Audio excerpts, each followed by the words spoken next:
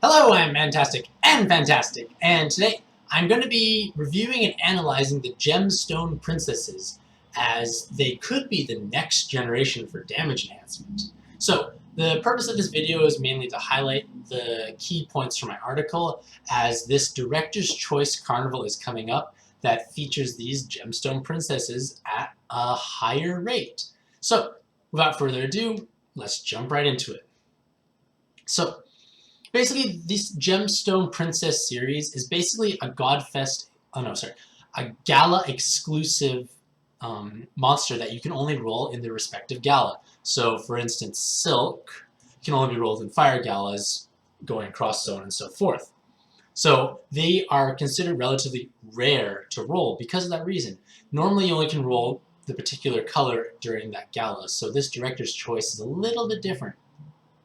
However, with the advent of skill inheritance, these new Gemstone Princesses give players and various teams new opportunities for damage enhance because they are able to achieve a higher multiplier than any other enhance in the game currently. So they are very valuable, and I just want to explain a bit how they work.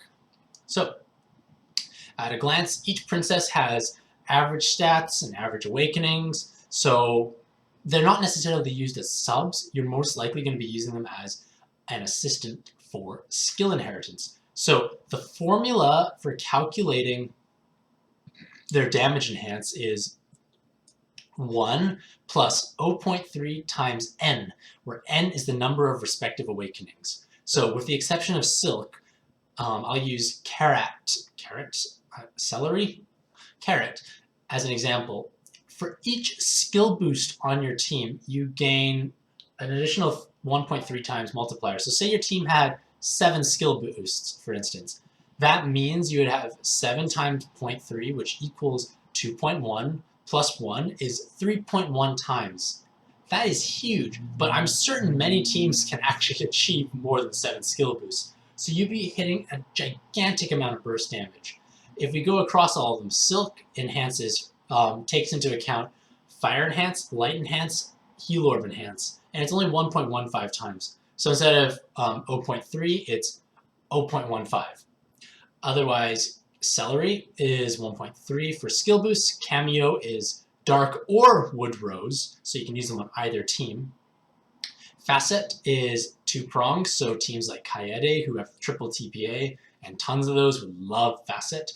And Sheen for time extend is 1.3. So a lot of teams do have heavy time extensions, so these cards give tremendous amounts of bonus. And I just want to compare how their enhancement works compared to other enhancement options. So the popular enhancement options currently are the Norse Gods, the Armor Knights, and the Puppeteers.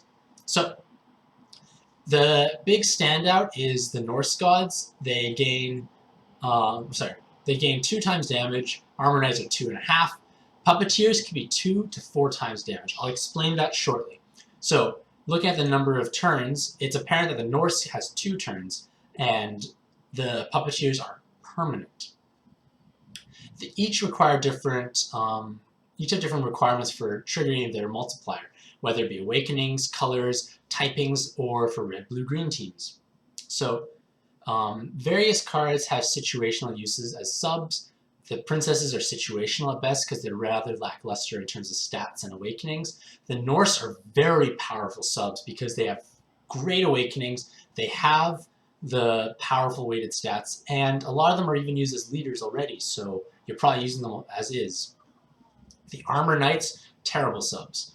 Puppeteers, they have to be used as subs because they are purchased from the Monster Point store, so you cannot use them as skill inheritance.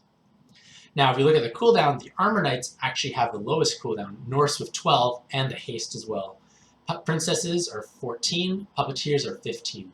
So this chart is actually on my website, so you don't have to pause the video. You can look at it alongside. The link will be in the YouTube description, so it's worth taking a look at this. Now, the Puppeteers, how they're 2 to 4 times, is because they change the enemy boss's attribute to what your team is strong against. So if you're, say, running a mono fire team, it will change the boss to wood. And that means if they were water to begin with, you're doing 50%. Now they're wood, you're doing 200%. So that means you gain 4 times damage effectively, because instead of doing your base is 100, instead of doing 50, you now do 200, 4 times more. Regular, if it wasn't what you're weak against, it just is a 2 times multiplier. However, this color change is permanent, so it has uses for lots of cheese teams, so on and so forth. So now that we have all this information, who do I use?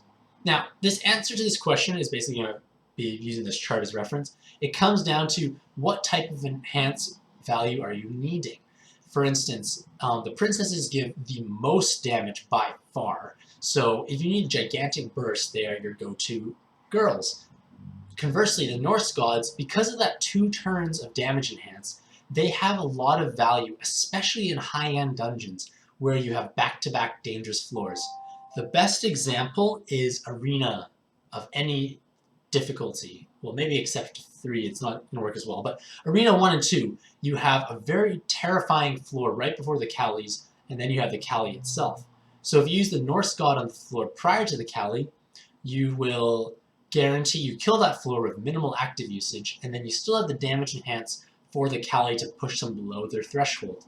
That is very, very valuable because you save other actives. And if you don't need the crazy high burst of the princesses, the Norse are valuable. Plus, you can use them as subs. A lot of people have invested heavily into them, so they are a viable option. Conversely, the Armor Knights, a little lackluster. Like, it's only 1 turn. It is 2.5, so it is a bit higher, but because of the type restriction, they're a bit harder to use. But the nice thing is they have a lower cooldown, so that is beneficial. Finally, the Puppeteers have to be used as subs, and as subs, they don't actually have the best Awakenings nor stats. So they're kind of being outdated. Like, they're used for cheese teams to change an enemy to a certain color, then you resist all the damage from that color, but they're not as good as they used to be. The best case scenario is using a monocolor team, and you gain the 4 times damage from a boss. But that's only 1 out of 5 times it's going to happen, so not as much value in my opinion. So again, obviously you choose what will benefit you the most. And one thing that's important to note is that the Puppeteers cost 250,000 monster points. And even though we are in a bit of a lull in terms of monster point cards available, they're going to release something else in the near future that's probably going to be much more powerful than what we have already. So I would save your monster points unless you really have excess and you really like those Puppeteers. So in summation, the Gemstone Princesses are a fantastic way to augment your damage. They are pretty much the clear winner in almost every scenario, except for when you need 2 turns of damage enhanced from the Norses. So hopefully this article was educational. Hopefully you actually roll some in this Director's Choice Carnival if you do so. I'm not sure if I'm going to. We don't know the rates. Maybe they're good, they're bad, who knows. But at least you now are educated on how the Gemstone Princesses work.